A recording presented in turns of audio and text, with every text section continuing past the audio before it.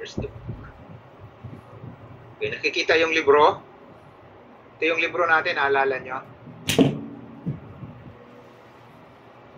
So, we will go to the appendices and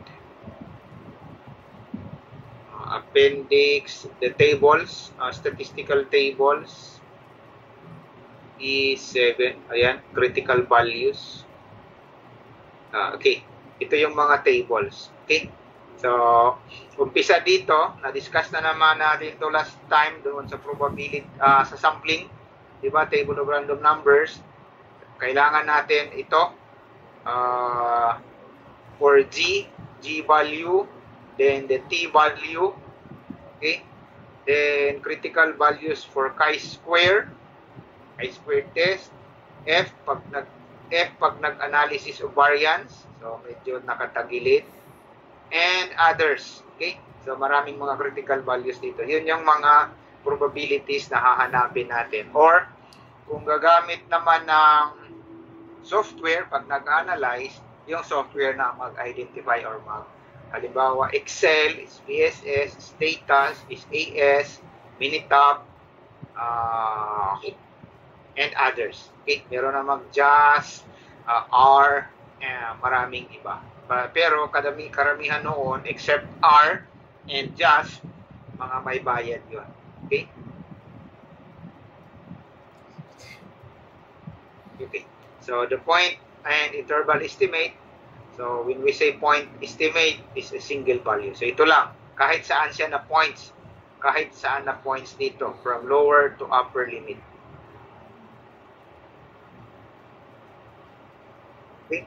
So, the lower confidence limit or the lower limit, itong area na ito, while the upper limit is borderline yan.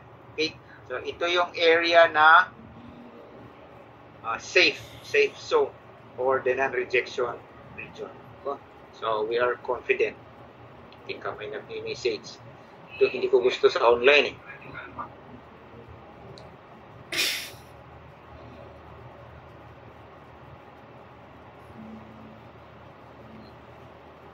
$1.15 tayo nag-start. Kaya po na 1.1 dapat para meron pa kayong time. So, pasensya na.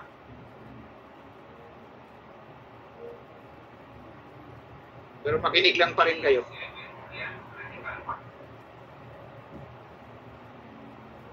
So, for point estimate, we are to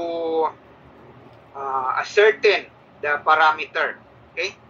So, every parameter, may ginagamit na point estimate. So, example, for population mean, so, denoted by mu, ang point estimate na ginagamit ay X bar or sample mean.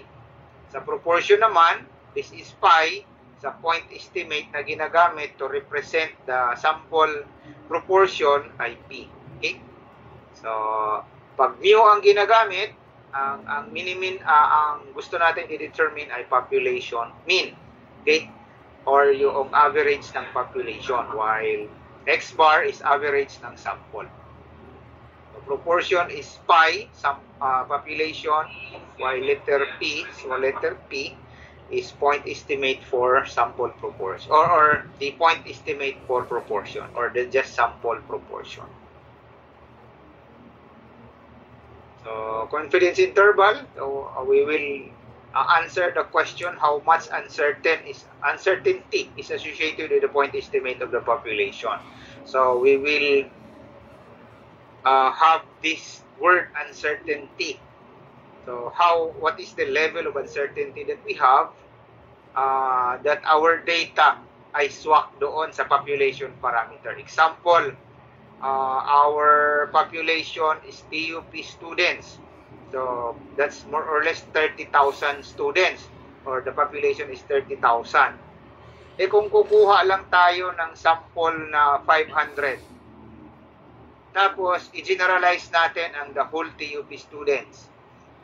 So, ano ang level ng uncertainty? But in the confidence interval, we are setting errors. Okay? So, normal yon pag nagkakandak tayo ng sample, meron talaga at meron talagang error. Okay? hindi naman talaga pwedeng nagsasample lang tayo, pero 100% tayong accurate. Okay? There is always a level of uncertainty. And default yun na may isiset na percentage error. So an interval estimate provides more information about the population characteristic than a point estimate. Okay, so alam na naman natin ang interval estimate, yun yung may lower and upper limit, while the point estimate is just one point within the interval estimate. Okay, so such interval estimates are called confidence interval. Okay, so confidence interval because we are confident, we are highly confident, but not 100% confident na it is within that points na nandun yung population parameter.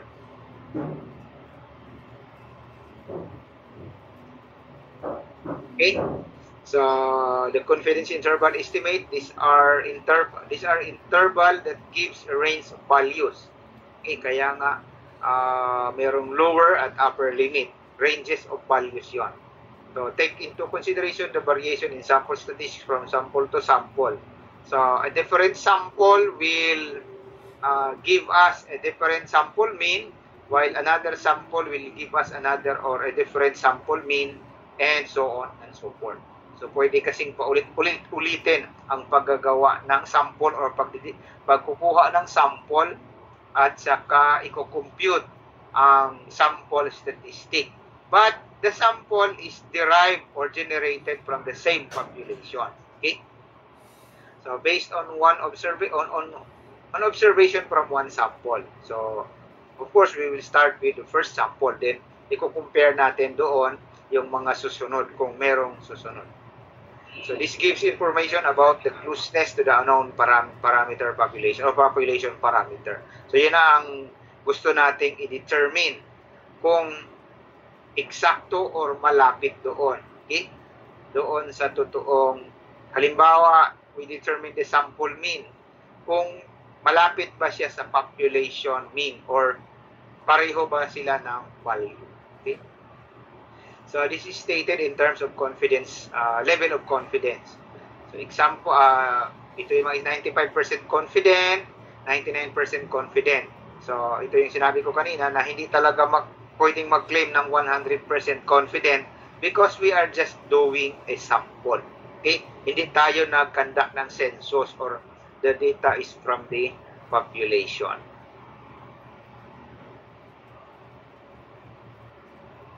Okay, so a brief example just to guide us later on the formal using the formula.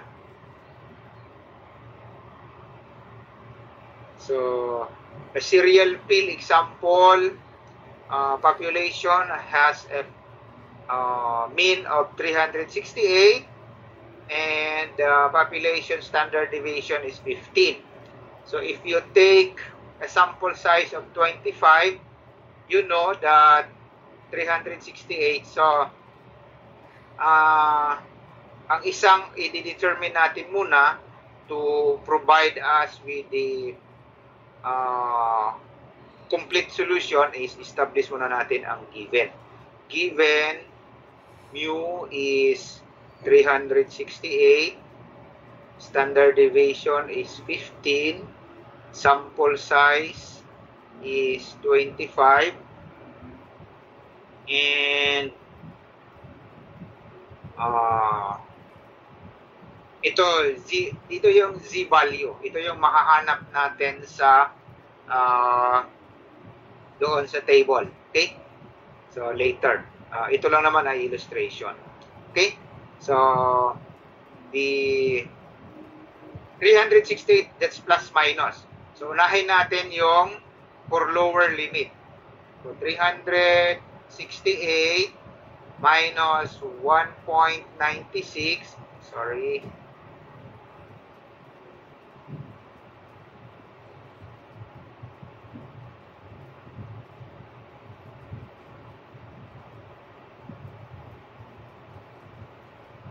1.96 times 15 over square root of 25.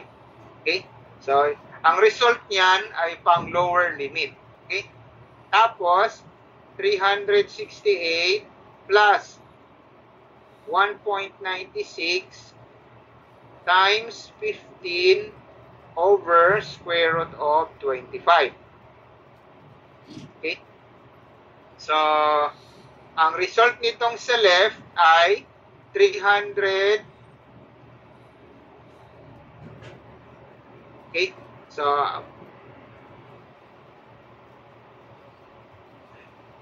ito yung 362, tapos upper limit ay itong 373. So, the lower limit and the upper limit. This estimate, confidence estimate, contains 95% of the sample means. Okay? So, yun yung illustration dito. But, meron na kasi tayong mu. Okay? Ano nga itong mu? This is the mean of the population. So, determining the confidence interval ay dapat hindi natin alam ang data or ang parameter. But mu is also is again a parameter.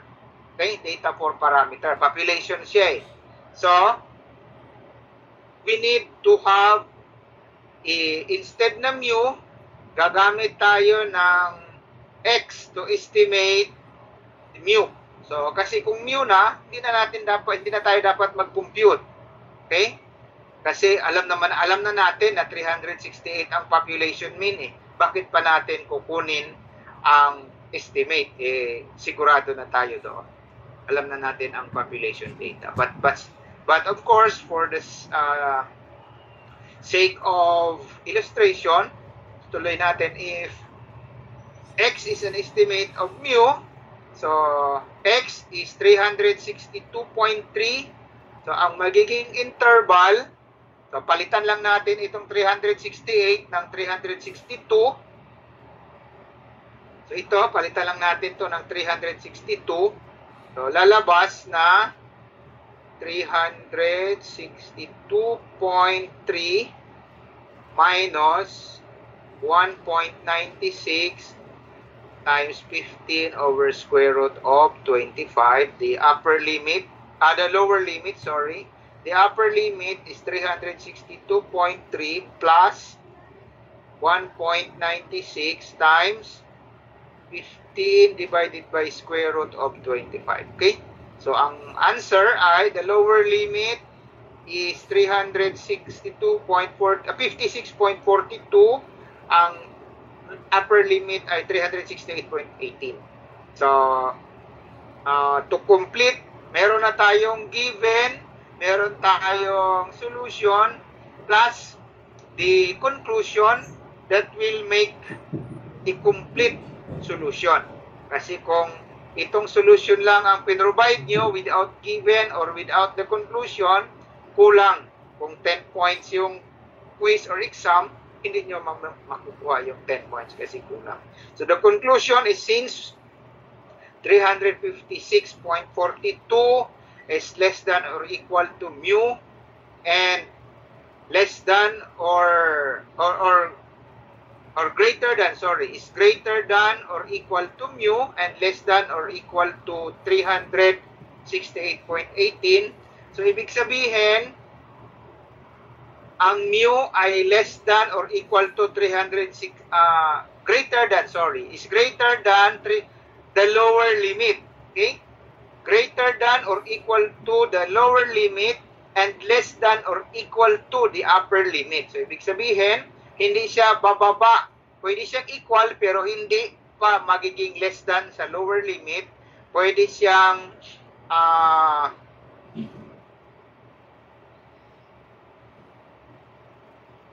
hindi siya pwedeng greater than sa upper limit. Okay? So, the interval based on the sample makes a correct statement about the mean. Okay? So, but there is a red here, a red statement. But what about the interval from other sample size 25? Okay? Because doon sa sample determination natin last week, matagal ng last week pala yon. Kasi, di ba pag sinabi natin ano yung question? Is sample big enough? Okay? What is the enough sample? So, dapat at least 30. Okay?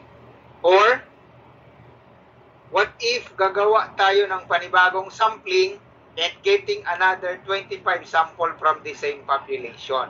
Ano ang magiging interval estimate noon? So, itong illustration presented in table, ito yung the researcher conducted 5 different sampling. Okay? So, itong number 1, ito yung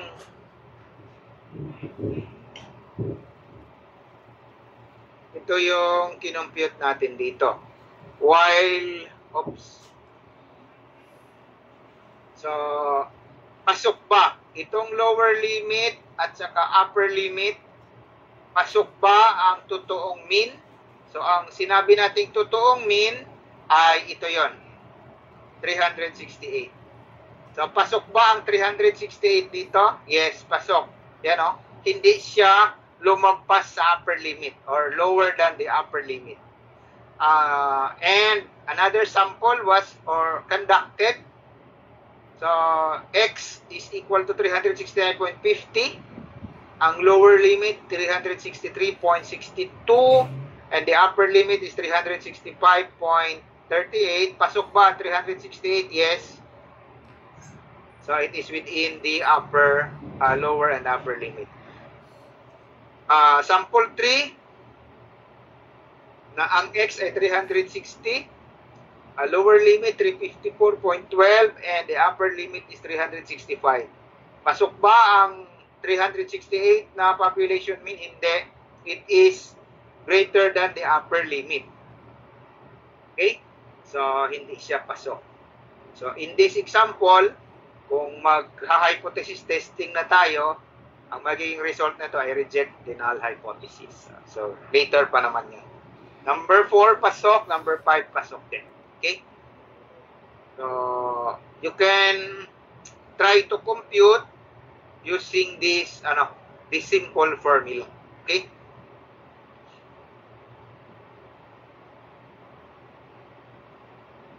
Okay. So, in practice, you only take one sample size. Kaya nga tayo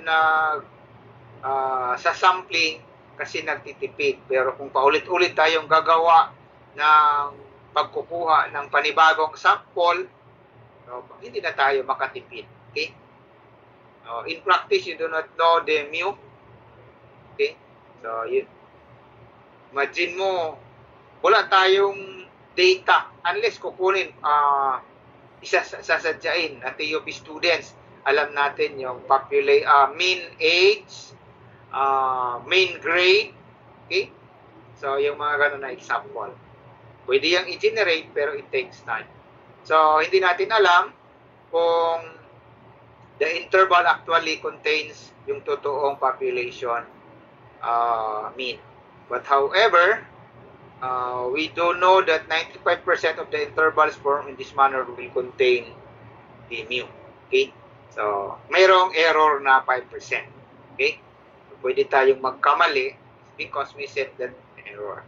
But mas mataas ang ating confidence kaysa doon sa sinet natin na error. That's based on the one sample you actually selected. You can be 95% confident that your interval will contain the population mean. Okay? So, paano nakuha yung 1.96? Okay, so later, I think mayroong kasunod dito. Ito yung mahahanap dito sa table E2. Okay? So, titingnan natin yung Z column, tapos yung mga decimal column. So, halimbawa, mahahanap natin dito yung probability. So, ano ang critical value niya? Negative 3.94. Okay? So, idagdag dito yung 0.04 sa negative 3.9. Okay? So, later, kasama yan doon sa ating slides. Okay, so the estimation process, we generate data from the population. So, we generate data based on the sample, random sample. So, alam naman natin ano yung mga random sampling family based on our previous lecture. So, example, we derive a sample mean of 50 and we use this mean to compute the confidence interval. So, the confidence interval is 40 and 60, the lower limit and the upper limit. And we say, and we conclude that we are 95% confident that our population parameter or our mu population mean is within this 40 lower, not lower than P40, but not higher than 60. So it is within this interval. Okay, so the general formula for all the confidence interval is point estimate plus minus. So critical value, point estimate, ito yung kinukuha natin from the sample. Okay? The critical value, ito yung hahanapin natin doon sa table. Statistical critical table of critical values. While the standard error, ito yung standard deviation over square root of the sample. Okay? So, yun yung standard formula. Kung gagamit tayo ng mean and proportion. Okay, so confidence level, this is a confidence, the interval will contain the unknown population parameter. The percentage is less than 100. Okay, so suppose our confidence level is 95%. So it is also written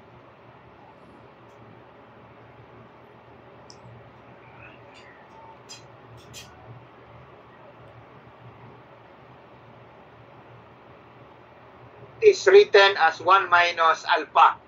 So ito yung alpha ang siniset natin as error. Okay? So 1 minus alpha is 0.95. So our alpha is 0.05. Okay? So we are 95% confident and we set our error as 5%. Kasi 0.05 is a decimal. If converted to a percentage, we just multiply it with 100%, magiging 5% yun. So this is a relative frequency interpretation. 95% of all confidence intervals that can be constructed will contain the unknown true parameter. Okay? So i-construct natin. Okay? So ito yung 95% na pasok dito. So yung sa labas ay 5%. So specific interval either will contain or will not contain the true parameter. Okay? No probability involved in this specific interval. Meron talagang error. There are areas here, there are areas outside. Okay. So this is the map or the chart for determining the confidence interval. So dalawa ang major process using the population mean and determining the population mean and determining the population proportion. Okay? Sa population mean, dalawa din ang kailangan i-determine. So, kung known ba ang population standard deviation or kung unknown. Okay? So, we will start with the population parameter standard deviation, population standard deviation na known. Ibig sabihin, present. Okay? So, in all statistical or dalawa kasi yan. So, we have parametric, and non-parametric. Okay? So, sa parametric, halimbawa, t-test, g-test, analysis of variance, and others na inferential stat ay merong mga assumptions like this one. So these are example of assumptions na kailangan mo nang isatisfy bago tayo tutuloy sa pagko-compute ng formula na yon. Hindi tayo diretso. Halimbawa, t-test yan. Bakit t-test? Kasi nasatisfy niya yung assumption. Wag lang t-test. Kasi, pag hindi natin nasatisfy ang assumptions ng parametric statistics, gagamit tayo ng non-parametric statistics. Although, hindi natin kasama dito, but maintindihan ninyo na yun ang goal to satisfy the parameters. Kasi yun yung itatanong sa inyo. Na-satisfy ba ang parameters ng test na yan bago nyo ginamit? So, hindi natin madidiscuss ang non-parametric kasi outside ito sa topic na sa coverage ng. So, halimbawa, kung hindi tayo gagamit ng t-test, may katapat ang t-test sa non-parametric. Kung hindi tayo gagamit ng analysis of variance, may katapat na Kruskal-Wallis doon sa non-parametric. Kung hindi papasa sa person-product moment correlation or person R ang data natin, pwede tayong papasok ng Spearman-Rowe or still correlation but another procedure. So, yun yung maintindihan natin. So, the first is to identify if na-meet natin yung assumption. So, to use confidence interval for population mean if the population standard deviation is known. So, dapat population standard deviation is known, then population is normally distributed. Sa other statistics or sa example sa regression, dapat iti-test natin talaga if normally distributed ang population. Pero dito, merong pangatlo, if hindi normal distributed ang population, use a large sample. So, ano nga ang large sample? It is at least 30. So, kung ang data mo, ang sample mo is at least 30, itong dalawa na ito ay satisfied na. Okay? So, kung satisfied, check na tayo sa mga assumptions. We will now compute our sample based on this formula. So, X bar minus G alpha divided by 2 times sigma over square root of n. That's the lower limit. Ang upper limit, X bar plus G alpha divided by 2.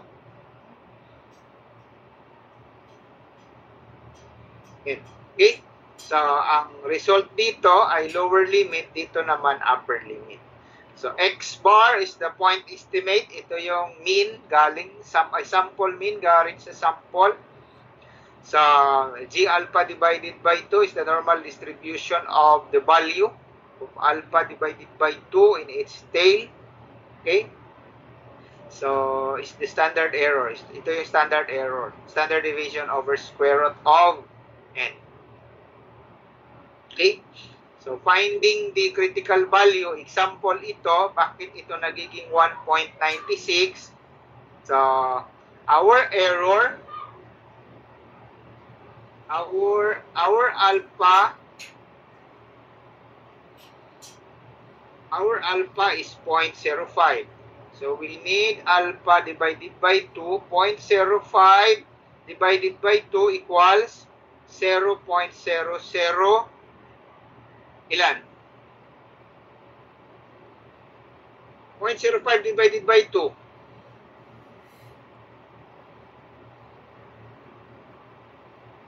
0.00. Wala kayong mga cellphone dyan? 0.0025. 25, yes, 0.0025.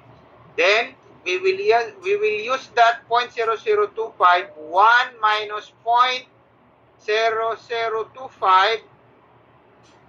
equals 0.99. Tama ba? 99 or 975? 0.9975. 75, yes. 9975. Try ko lang ha.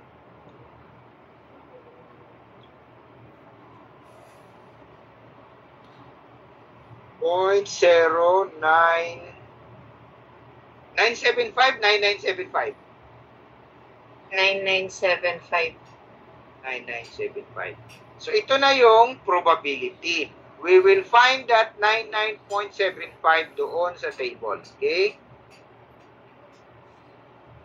So 9975.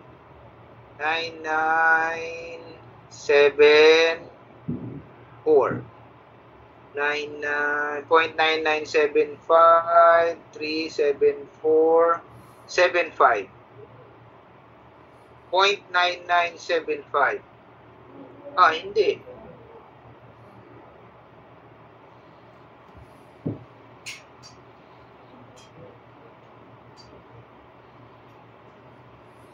$9,975. Sige daw, ulitin niyo daw. 1 minus 0.0025. Tama.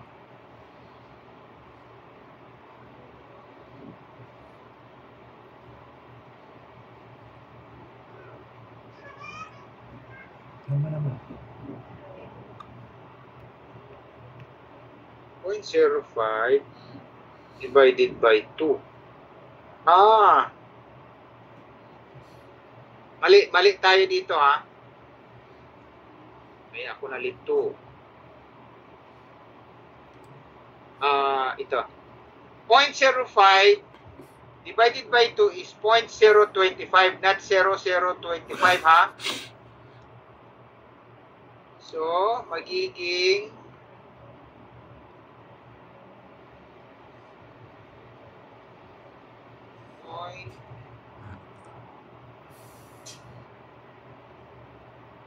careful tayo class sa ulitin nyo daw, gamitin nyo yung 0.025. Okay?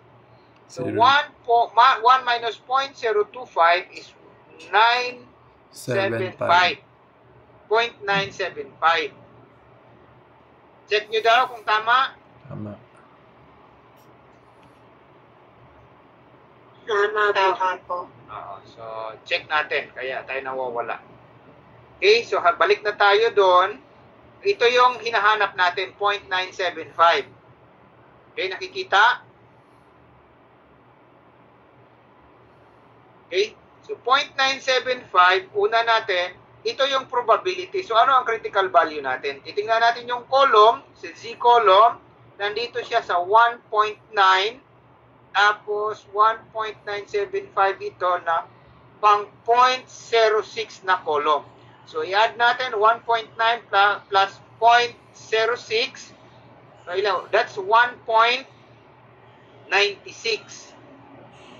So, ito na yung hinahanap natin. 1.96. Pag 95% ang confidence interval.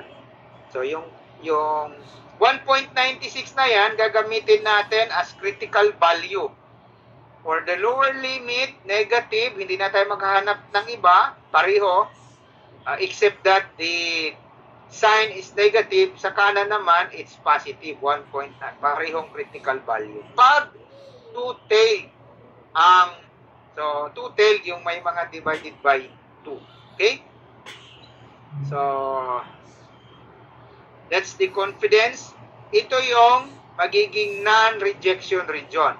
Ito yung rejection region, dalawa. Left tail at saka right tail. Okay? So, kung saan man ang totoong point estimate dyan later, so ito yung bell shape or the normal distribution curve na tinatawag sa statistics. Itong parang bell na ito. Okay. So, kahit hindi na tayo mag-check dito sa table na ito, okay? So, itong nandito sa slide ay mga commonly used confidence intervals. Okay? So, pag 80%, so ito yung to compute the confidence coefficient, but the critical value is 1.28. Pag 90%, 1.645. Pag 95, 1.96. 98, 2.33 hanggang 99.9 ay 3.25. So, kung ito lang, pwede nang hindi na maghanap dito. So, familiarize niyo lang ito. So, okay na. Hindi na mahirap. Pero pag sinabing 97%, 94%, 91%, punta talaga, maghanap talaga dito. Pero bihira lang naman yon. Kadalasan ay ito. Ginagamit. Itong tatlo. Pero dagdag na rin yung iba. Okay? So, based doon sa table na ginawa natin na, ipakita ko na lang ha. Based dito sa confidence interval examples na ginawa, kung illustration ang pag-usapan doon sa normal distribution curve, so sa sample 1, pasok 2, 3, 4, 5, 6, 7, itong pang 6, hindi pasok. Ganyan ang itsura, nandito siya, ang point estimate ay outside the interval. So it is within the rejection region. Okay? So, 1 minus alpha times 100% of the intervals constructed contain the population mean. Okay? So, times, ito naman, alpha, the error. The error times 100% to none. So, ano yung isi-set natin ng error? Pag ating confidence level ay 95%, so minus 100, so 5% ang ating error. Okay, so example. A sample of 11 circuits from large normal population has mean resistance of 2.2 ohms. We know from the past testing. So may ginawa ng testing, past testing, that the population standard deviation is 35 ohms. So determine the 5%. So given the sample X bar 11 sorry dapat N pala.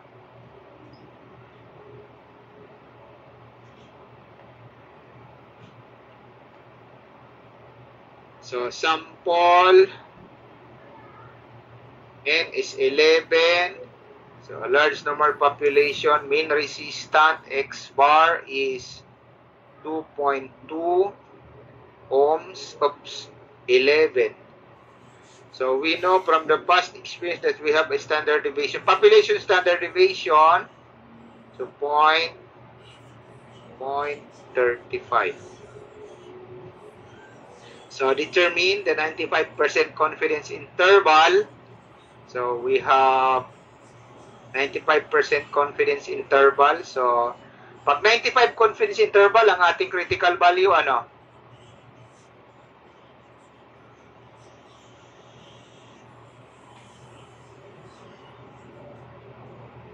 So, balikan natin dito. 95% ang ating critical value ay 1.96. So, yun yung ginawa natin. Ito. Hinanap natin ito. 0.975 doon sa critical value table. So, 1.96. Okay. So, pwede na tayong mag-construct ng ating formula. So, x bar minus z alpha divided by 2 times n over square root of n x bar plus z alpha divided by 2 times n over square root of n. So, 2.2 minus 1.96 times 0.35 over square root,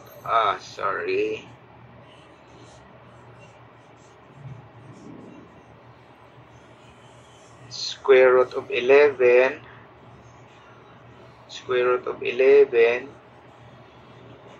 ano ba? 1.993. Tapos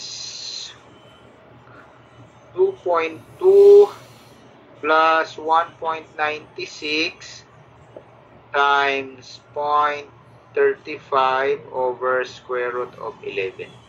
Okay? So, compute. What is the square root of 11?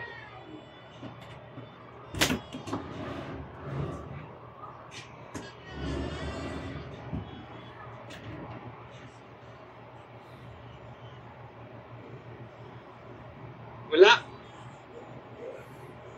Practice yung mga calculator niyo, class. 8.316.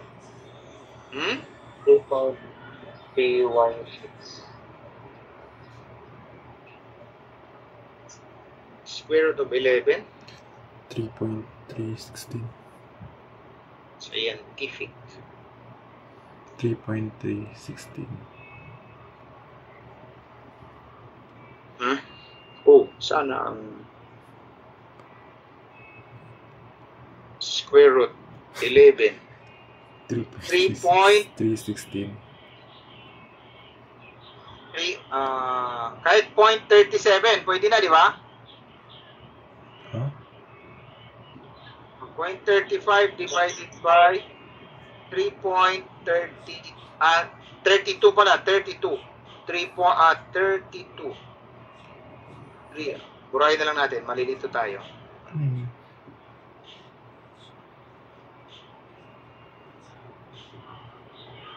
Point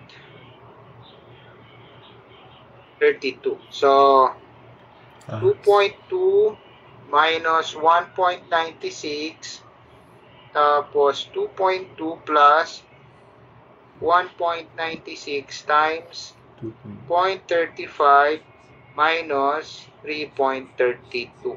Okay. So,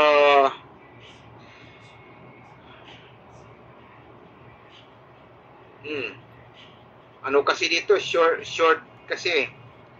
So, minultiply ito. Ang sagot dito ay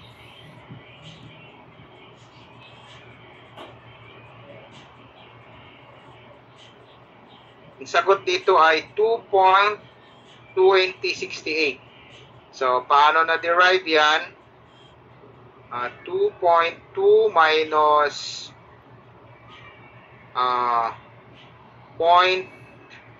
2068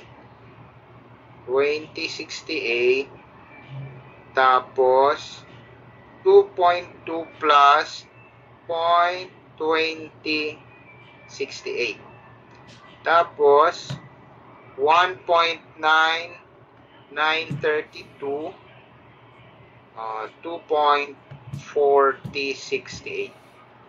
Okay? So, dapat ma-determine ninyo muna, i-compute muna ito So, meron na tayo kanina, di ba? Compute muna to. Tapos, i-multiply sa 1.96. Okay? Para hindi tayo malito. Pero kung alam nyo na i-manipulate ang inyong calculator, no problem. Okay?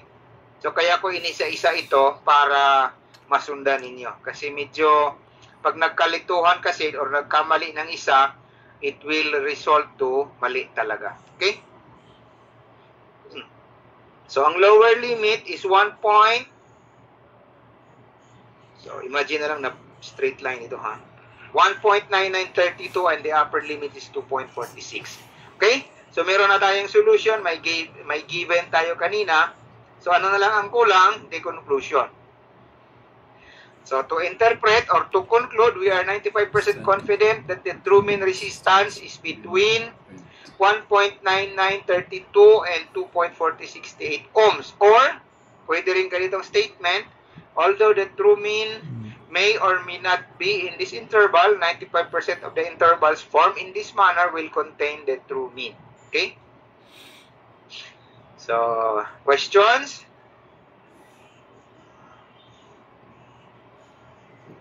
Okay? No question? Okay.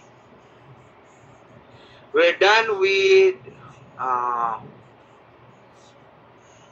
okay. 220. Bahaba ba ito? Okay, sige. Bago tayo magtuloy, break muna tayo ng 20 minutes. Okay? Para tamang-tama mag-coffee tayo. O nga, coffee muna tayo. Okay?